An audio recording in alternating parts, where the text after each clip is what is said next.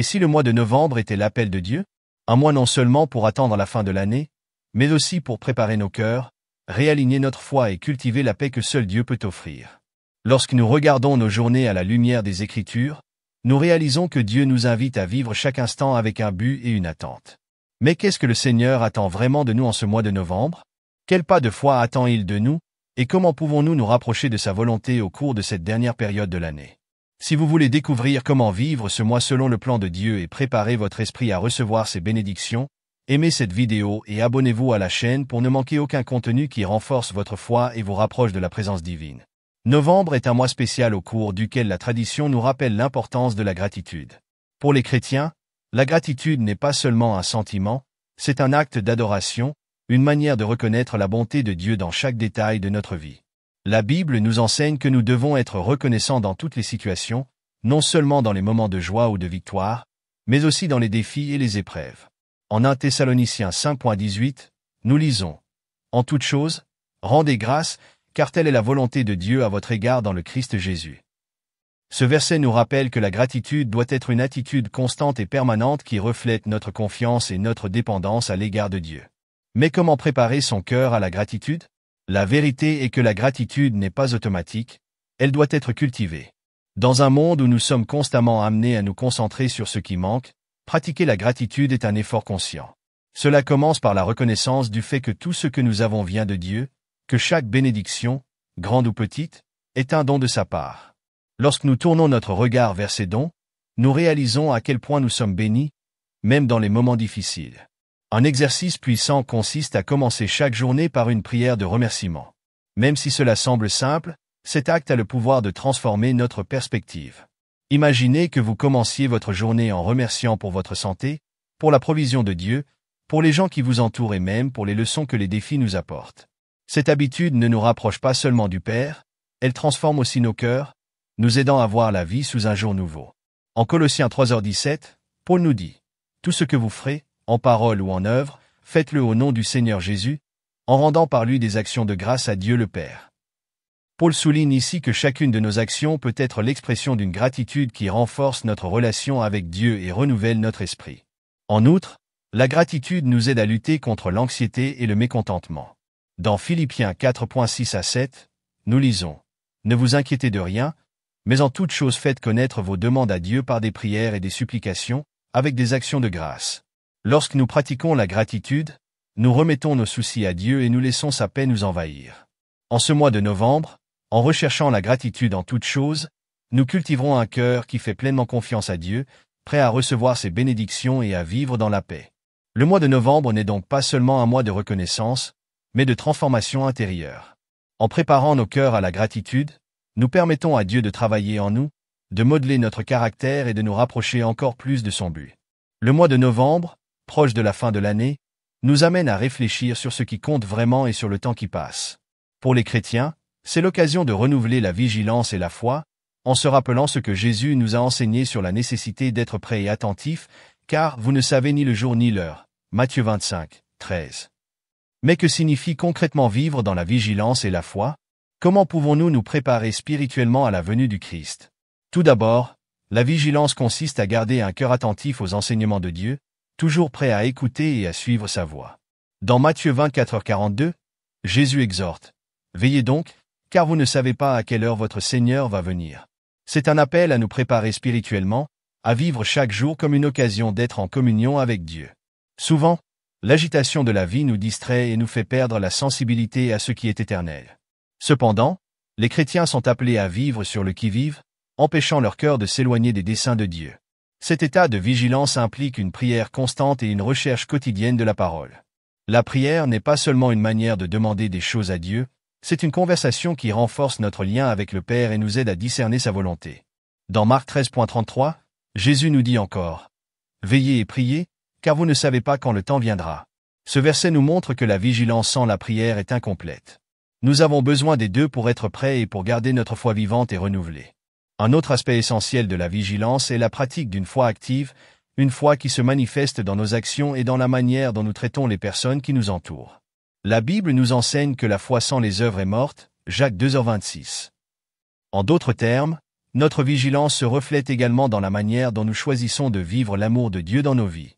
Novembre peut être le mois où nous renouvelons notre foi par des actes de bonté, de compassion et de justice, en nous rappelant que chacun de ces gestes nous rapproche du caractère du Christ. Enfin, la vigilance nous protège contre le découragement et la tentation de baisser les bras. Dans les moments difficiles, la foi en Dieu nous donne la force de persévérer. L'apôtre Paul, dans 1 Corinthiens 16h13, nous rappelle « Veillez, demeurez fermes dans la foi, ayez une bonne conduite et soyez forts. » Il nous exhorte à tenir bon, à résister à la tentation et à garder confiance en Dieu, quelles que soient les circonstances. Dans un monde où il est facile de se perdre, notre vigilance et notre foi nous ancrent, nous rappelant que nous sommes ici pour servir un but plus grand. En ce mois de novembre, renouveler sa vigilance et sa foi, c'est s'engager à vivre selon les valeurs chrétiennes, prêt à accueillir le Christ à tout moment. Cet exercice spirituel nous aide à rester concentrés sur ce qui est éternel, nous fortifiant pour affronter les défis de la vie quotidienne et vivre avec la paix et la certitude d'être en présence de Dieu. Le mois de novembre nous invite à regarder nos voisins avec plus d'empathie et de générosité, surtout à l'approche de Noël. La générosité est une vertu essentielle pour les chrétiens, car elle reflète l'amour de Dieu pour nous et l'abondance qu'il nous donne. La Bible nous enseigne que ceux qui sont généreux sont bénis et trouvent grâce aux yeux du Seigneur. En 2 Corinthiens 9h7, Paul nous rappelle que chacun donne comme il l'a résolu dans son cœur, non avec rancune ou par nécessité, car Dieu aime celui qui donne avec joie. Ce verset nous montre que l'acte de donner doit être authentique, motivé par le désir de partager et de bénir la vie des autres. La générosité ne se limite toutefois pas aux dons matériels. Être généreux, c'est aussi offrir du temps, du soutien, des paroles d'encouragement et de consolation à ceux qui sont dans le besoin. C'est un appel pour les chrétiens à être disponibles pour les autres, prêts à écouter et à aider dans les moments difficiles. En Proverbe 19h17, nous lisons « Celui qui a pitié du pauvre prête au Seigneur, et le Seigneur lui rend l'appareil. » Le texte nous rappelle ici que tout acte de compassion ne passe pas inaperçu aux yeux de Dieu. Il voit chaque geste et le récompensera selon sa justice. Ce mois, qui nous prépare à la fin de l'année, est l'occasion d'ouvrir nos cœurs et nos mains et d'aider à transformer la vie de quelqu'un. Le monde vit des temps difficiles et de nombreuses personnes sont confrontées à des difficultés émotionnelles, spirituelles et financières. Être une lumière dans leur vie est une façon de vivre l'amour du Christ.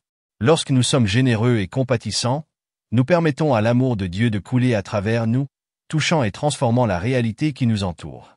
Ces actes de bonté sont comme des graines plantées dans le sol de la foi qui, en grandissant, apportent l'espoir et la paix. En outre, la générosité renforce notre propre foi. Jésus nous enseigne qu'il y a plus de bonheur à donner qu'à recevoir, Acte 20h35. Lorsque nous pratiquons le détachement et la compassion, nous plaçons notre confiance en Dieu, le pourvoyeur de toutes choses. Cet exercice nous aide à voir que les bénédictions que nous avons ne sont pas seulement pour nous, mais qu'elles doivent être partagées et multipliées. Dans chaque acte de générosité, nous réaffirmons notre dépendance à l'égard de Dieu et notre foi dans le fait qu'il pourvoira à tous nos besoins. En ce mois de novembre, la générosité est une façon de manifester la grâce de Dieu. Que chaque geste, chaque don et chaque mot d'affection soit une expression de l'amour du Christ, touchant le cœur de ceux qui nous entourent et répandant l'espoir.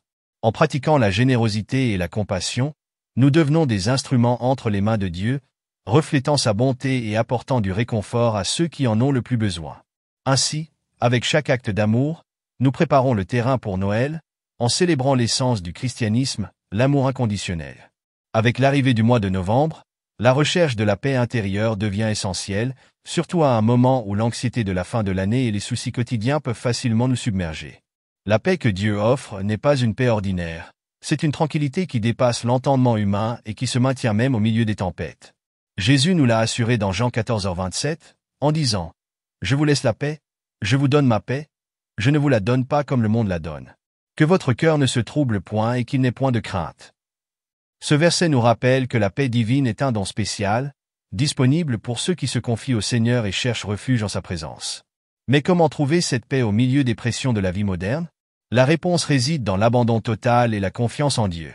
Philippiens 4.6-7 nous enseigne. Ne vous inquiétez de rien, mais en toute chose faites connaître vos demandes à Dieu par des prières et des supplications, avec des actions de grâce. Et la paix de Dieu, qui surpasse toute intelligence, gardera vos cœurs et vos pensées dans le Christ Jésus. Ici, Paul nous montre que la prière est le chemin de la paix. En présentant nos soucis à Dieu, nous lui laissons le contrôle de ce qui nous fait mal et nous permettons à la paix divine de s'emparer de nos cœurs. La paix intérieure, en revanche, demande de la pratique et de l'engagement. Il ne s'agit pas seulement d'un sentiment, mais d'un état d'esprit qu'il faut cultiver. Cela commence par la décision de se concentrer quotidiennement sur la parole de Dieu, en la laissant guider nos actions et nos pensées. Lorsque nous méditons sur les Écritures, notre esprit s'aligne sur la vérité divine et nos inquiétudes perdent de leur force. En Ésaïe 26, 3, nous lisons « Tu gardes en paix celui qui a l'esprit fixé sur toi, parce qu'il se confie en toi. » Ce verset nous encourage à garder nos pensées tournées vers Dieu, car c'est de cette confiance que naît la véritable paix. La paix que Dieu nous donne favorise également l'harmonie dans nos relations. Lorsque nous sommes en paix, il est plus facile d'être patient, compréhensif et aimable avec les autres. Cela reflète l'amour du Christ et crée une atmosphère de communion, que ce soit à la maison, au travail ou dans la communauté. Jésus nous appelle à être des artisans de paix, et cela commence dans nos propres cœurs. Dans Matthieu 5:9, il dit « Heureux les artisans de paix, car ils seront appelés enfants de Dieu. » Être un artisan de paix, c'est apporter la paix du Christ aux autres, montrer au monde que la véritable harmonie naît d'une relation intime avec Dieu. En ce mois de novembre, la recherche de la paix et de l'harmonie intérieure est une invitation à se reposer dans l'amour de Dieu, en ayant confiance qu'il contrôle toutes choses. Ce faisant, non seulement nous renforçons notre foi, mais nous devenons aussi des sources de paix pour ceux qui nous entourent. Puissions-nous alors passer du temps dans la prière, remettre nos désirs à Dieu et nous laisser expérimenter la paix que Jésus nous a offerte, transformant nos cœurs et nos relations.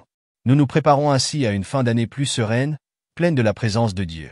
Alors que l'année touche à sa fin, le mois de novembre nous invite à réfléchir à ce qui nous attend, en renouvelant notre espérance en Dieu. Au milieu des incertitudes et des difficultés que la vie peut présenter, la Bible nous offre une promesse puissante. Dieu a un plan de paix et de prospérité pour ceux qui se confient en lui.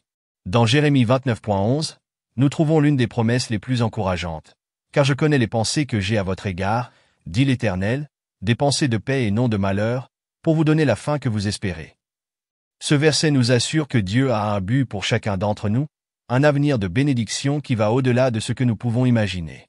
Mais comment nourrir cette espérance? La véritable espérance en Dieu est plus qu'un souhait, c'est une conviction qui tient bon en toutes circonstances. Cette espérance n'est pas fondée sur des circonstances temporaires, mais sur la fidélité de Dieu et ses promesses éternelles. En Romains 15h13, Paul écrit « Que le Dieu de l'espérance vous remplisse de toute joie et de toute paix dans la foi, afin que vous abondiez en espérance par la puissance de l'Esprit Saint. » L'espérance que Dieu offre est soutenue par l'Esprit Saint, qui nous fortifie et nous donne de la joie même dans les moments difficiles. En outre, l'espérance en Dieu nous incite à rêver et à faire des projets, sachant qu'il est notre pourvoyeur et notre guide. Lorsque nous plaçons nos désirs et nos objectifs devant lui, en demandant sa direction et sa bénédiction, nous reconnaissons qu'il est le Seigneur de notre avenir. Rappelons-nous Proverbe 16h9. Le cœur de l'homme trace sa voie, mais l'Éternel dirige ses pas. Ce verset nous apprend à faire des projets avec humilité et confiance, sachant que Dieu est en charge de toutes choses et qu'il nous guidera sur le bon chemin. L'espérance nous aide également à persévérer. Lorsque des défis se présentent, la confiance en Dieu nous permet d'affronter les difficultés avec foi et patience. Hébreux 10.23 nous exhorte. Retenons fermement la confession de notre espérance, car celui qui a promis est fidèle. Lorsque nous maintenons notre espérance en Dieu, nous nous rappelons que ses promesses ne manquent jamais et qu'il accomplira tout ce qu'il a promis. Cette confiance nous permet d'affronter l'avenir avec courage, prêt à vivre les projets qu'il a en réserve pour nous. En ce mois de novembre, renouveler l'espérance en l'avenir est une façon de s'aligner sur le cœur de Dieu, en croyant qu'il est aux commandes et que ses plans sont parfaits. Que chaque prière, chaque rêve et chaque attente pour l'année à venir soit placée entre ses mains, avec la certitude qu'il prend soin de nous et nous conduit vers ce qui est bon. Ainsi, nous terminerons l'année le cœur plein d'espoir, prêts à recevoir les bénédictions qu'il a préparées et confiants que le meilleur reste à venir.